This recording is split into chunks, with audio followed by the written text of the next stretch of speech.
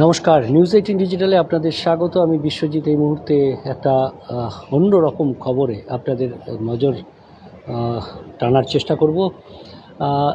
কলকাতা পুরসভার অবশ্যই খবর, কিন্তু প্রতিদিনই বাড়িতে কেউ বিরিয়ানি নিয়ে যাচ্ছেন স্ট্রিট ফুড, কোনো রাস্তার পাশের দোকান থেকে, কিংবা কেউ একটু সচেতন ভাবছেন একেবারে রাস্তার ধারের দোকান থেকে বিরিয়ানি নেব না, সেখানে কি না কি দিয়ে বিরিয়ানি তৈরি হয়, একটু ভালো দোকান থেকে, একটু এসি রেস্তোরাঁ থেকে নিই। Park street, park circus, Ballygunge, Bibadibag, যে কোনো জায়গায় প্রচুর ভালো ভালো রেস্তোরাঁ রয়েছে। ভাবছেন সেখান থেকেই বাড়ির জন্য একটু বিরিয়ানি নিয়ে যাই। স্বাদের এই বিরিয়ানির মধ্যেই আপনার শরীরে এই বিরিয়ানির মাধ্যমেই ক্যান্সার বাসা বাঁধছে না তো? প্রশ্নটা এই জন্যই উঠছে যে কলকাতা পুরসভা যে সমস্ত বিরিয়ানির নমুনা পরীক্ষা করছে, সেই স্যাম্পেলে গোড়ায় গলদ দেখা যাচ্ছে। এই সমস্ত শুধুমাত্র স্ট্রিট ফুড নয়, রাস্তার ধারের সস্তার বিরিয়ানি নয়, দামি বিরিয়ানি, এসি রেস্তোরাঁর দামি বিরিয়ানি, সেখানেও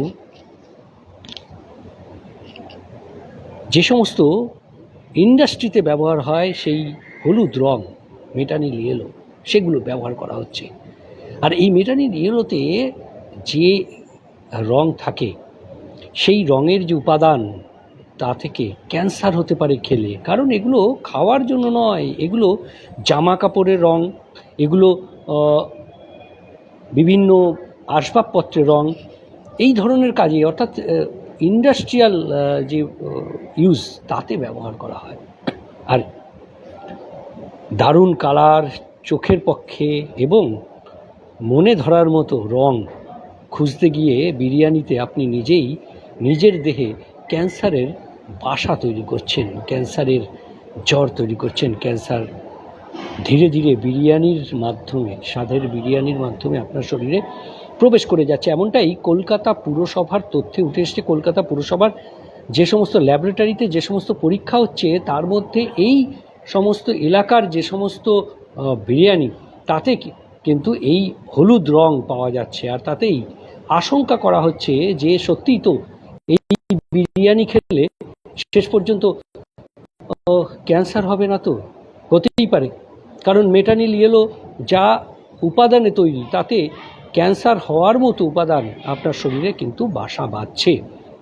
শুধুমাত্র বিরিয়ানি নয়, পার্ক স্ট্রিট বা পার্ক সার্কাস বা বিবাদীবাগ চত্বরে যে সমস্ত রেস্তোরাঁ রয়েছে, সেখানে পনির বাটার মশলা বা অন্য সমস্ত আইটেম খাচ্ছেন, সেখানেও যে মশলা ব্যবহার হচ্ছে, তাও সব দোকানে নয় অবশ্যই, বেশ কিছু দোকানে, সেখানেও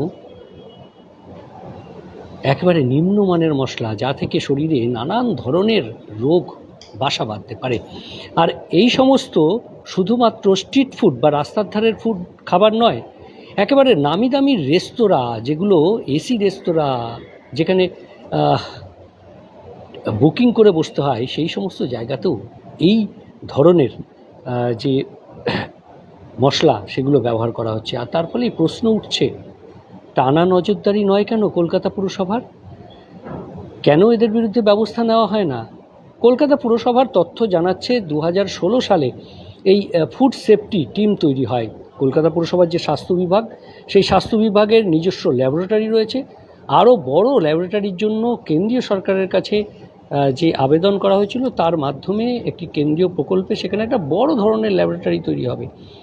কিন্তু বর্তমানে যে ল্যাবরেটরি বা একটি গাড়ি কলকাতা পুরসভা, যেখানে মোবাইলভাবে টেস্টিং করা হবে, বিভিন্ন খাবারের দোকান, বিভিন্ন জায়গায় সেই গাড়ি দাঁড় করিয়ে সেখানকার খাবারের নমুনা চটজলদি পরীক্ষা করা যাবে, সেই ধরনের গাড়িও কলকাতা পুরসভার রয়েছে।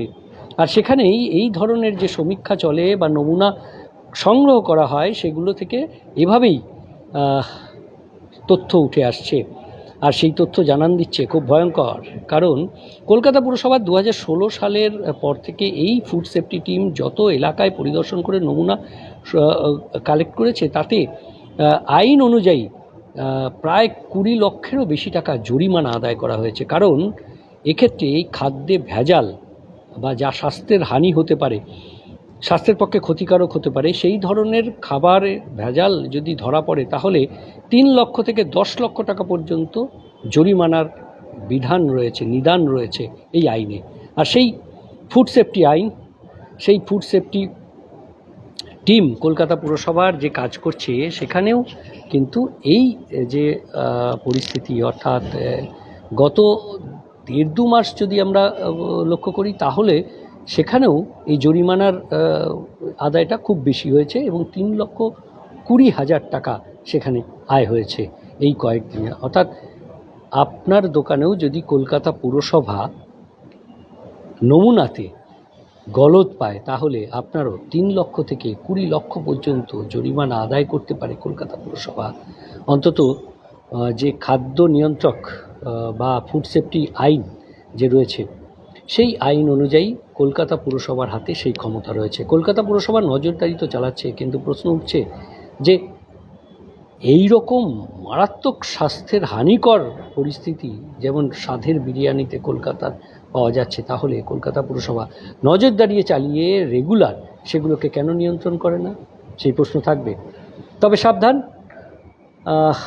একটু দেখে শুনে খাবারের দোকানে খাবার খেতে হবে, কারণ কলকাতার নামি দামি জায়গাতেও যদি এই ধরনের মেটালিক ইয়েলো বা শিল্পে ব্যবহৃত রং ব্যবহার করা হয় খাবারের জন্য, তাহলে তো মানুষের, কলকাতাবাসীর, তিলোত্তমার বাসিন্দাদের শারীরিক যে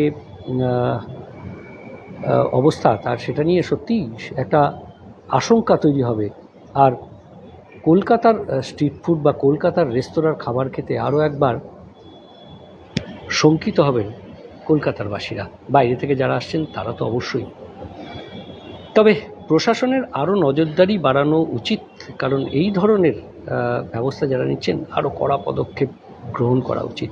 আমরা দেখেছি যে ডেপুটি মেয়র তথা স্বাস্থ্যের দায়িত্বে থাকা অতীন ঘোষ মাঝে মাঝেই এই ধরনের ড্রাইভ দেন, কিন্তু সারা বছরে এই ধরনের ড্রাইভ কতটা কার্যকরী ভূমিকা নিচ্ছে সেটাও খতিয়ে দেখতে হবে এবং লাগাতার এই ড্রাইভ অর্থাৎ এই ধরনের সচেতনতা পাশাপাশি আইনে যা রয়েছে সেই ধরনের ব্যবস্থাও নিতে হবে, কড়া ব্যবস্থা, যার ফলে এই ধরনের যে শারীরিকভাবে ক্ষতি হয় সেই ধরনের জিনিস, মশলা হোক বা রং, যাতে ব্যবহার করতে অন্তত কয়েকবার ভাবেন ব্যবসায়ীরা। ধন্যবাদ, সঙ্গে থাকবেন আর দেখতে থাকবেন অবশ্যই নিউজ18 ডিজিটাল, সব খবর সঠিকভাবে সবার আগে। আমি বিশ্বজিৎ ছিলাম আপনাদের সঙ্গে, আপনারা দেখছিলেন নিউজ18 ডিজিটাল।